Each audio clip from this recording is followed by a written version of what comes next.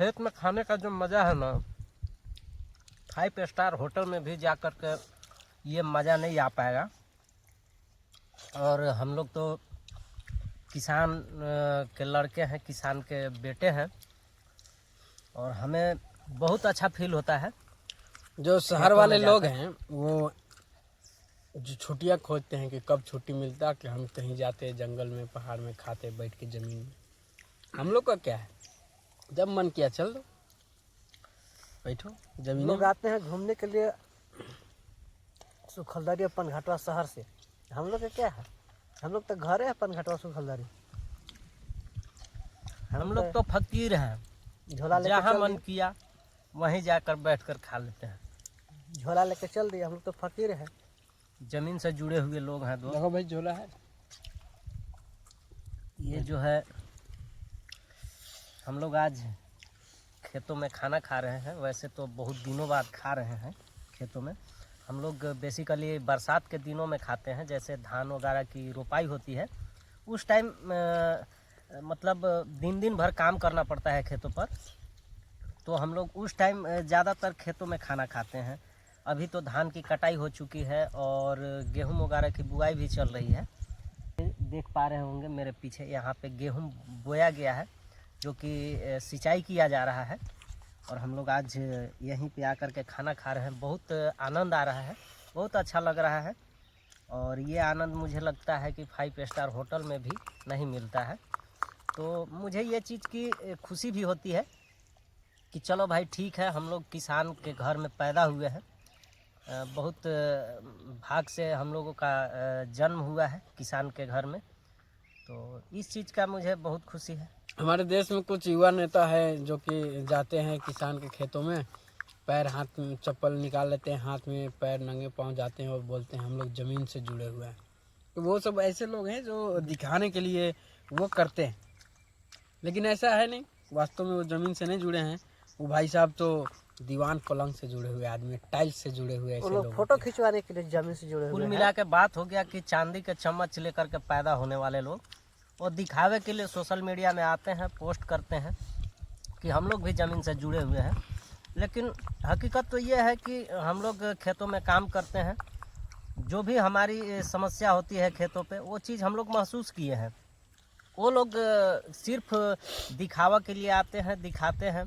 वो लोग क्या महसूस करेंगे हम लोगों को? अगर जनता हम लोग को मौका देती है तो इस सारी समस्या का समाधान हम लोग अच्छे से कर सकते हैं। क्या कि ज़मीन पर आने के बाद क्या समस्या होती है ये हम लोग बखूबी जानते हैं। निश्चित तौर पर अगर मौका मिला, भगवान ने चाहा, तो इन सारी समस्याओं का हल हम लोग एक दिन ज़रूर निकालेंगे। एकदम सही बात है, क्योंकि हम लोग देख रहे हैं कि गरीबी से लोग अमीरी की ओर कैसे जाता है। एक छोटा छोटा बच्चा जो है स्कूल जा रहा है, लेकिन वहाँ पे तो शिक्षक ही गायब है। तो आखिर हम लोग करेंगे तो क्या करें? सब यहाँ पे नेता मंत्री विधायक जितने भी सब मौन रहते हैं। आजकल एक पोस्ट हमको देखने को मिला था फेसबुक पर। हम किसी का व्यक्तिगत नाम नहीं लेना चाहेंगे, या हमारा उद्देश्य भी नहीं है किसी के भावना को ठेस पहुंचाना, कि एक व्यक्ति को किसी पार्टी का कोई कमान दे दिया जाता है तो लोगों में परेशानी आ जाती है। जो अपने आप को समाज सेवी कहते हैं, नेता कहते हैं, उनको परेशानी दिखने लगता है कि नहीं, मौका सबको मिलना चाहिए। तो हमें नहीं लगता है कि वैसे करके अपने आप को समाज सेवी कहना चाहिए। अगर आप वास्तव में समाज सेवी हैं तो आपको पद मिले न मिले, पद किसको मिल रहा है, लेकिन आपको हमेशा आवाज़ उठाते रहना चाहिए, तब जा कर के आप समाज सेवी कहलाएंगे। अभी हम सभी लोगों ने एक विद्यालय का पोस्ट किया था कि वहाँ पर बच्चे हैं लेकिन शिक्षक नहीं हैं, लेकिन किसी भी समाज सेवी का एक भी कमेंट उस पर नहीं आया कि ऐसा नहीं होना चाहिए, या किसी ने ऐसा नहीं किया कि शैक्षणिक ऑफिस में जा कर के और अधिकारियों से बात करे कि यहाँ पर शिक्षक होना चाहिए। बस उन लोगों को चाहिए पद, अपना पॉलिटिक्स में चांदी का जो जूता होता है वो चमकाने के लिए उनको कुर्सी चाहिए, और गरीब जाए भाड़ में, उन लोग से किसी को मतलब नहीं है। उन लोग को शिक्षा व्यवस्था और स्वास्थ्य व्यवस्था से कोई मतलब नहीं है। उन लोग को सिर्फ चाहिए तो ठेकेदारी चाहिए।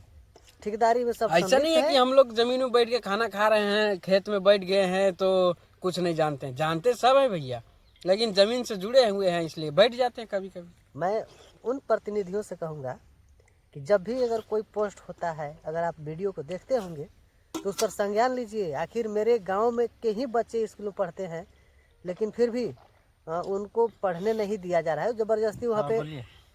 मैं जानता हूँ जो अपने आप को समाज सेवी कहते हैं उनके बच्चे नहीं पढ़ते सरकारी विद्यालय में, लेकिन जिसके बदौलत आप समाज सेवी कहलाते हैं, जिनके वोट से आप कुर्सी में बैठते हैं, उनके बच्चे जरूर पढ़ते हैं भाई, गार्जियन उनके बच्चे जरूर पढ़ते हैं सरकारी विद्यालय में।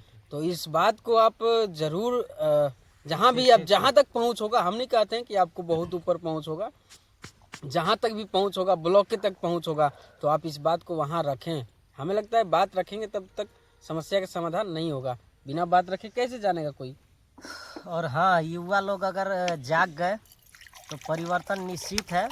और मुझे लगता है कि हम लोग कड़ी कड़ी जोड़ते चल रहे हैं, युवा लोग हमारे जागे आगे आए और देखते हैं, हम लोग परिवर्तन लाने का प्रयास कर रहे हैं। एक और बात है, विश्व की सबसे बड़ी गैर राजनीतिक संगठन है, दुनिया का सबसे बड़ा सामाजिक संगठन है राष्ट्रीय स्वयंसेवक संघ।